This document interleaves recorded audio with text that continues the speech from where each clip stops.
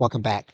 Now, inside of Google, if you want to get AI-empowered search, you'll need to make sure that your search overviews are turned on here in the experiments area.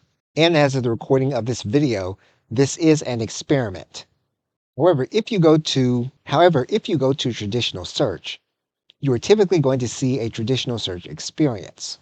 One of the things that you'll want to note about AI overviews is that they only appear when Google Systems determines that a generated result is going to be helpful. So in other words, this is not something that you can trigger just by your search and going to traditional Google search. And so typically you will get more than 10 results on a page with this kind of search. However, those search results will not be AI empowered.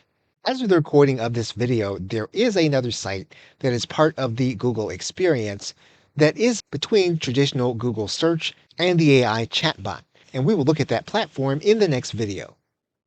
Okay, so with that, thanks, and I will see you in the next video.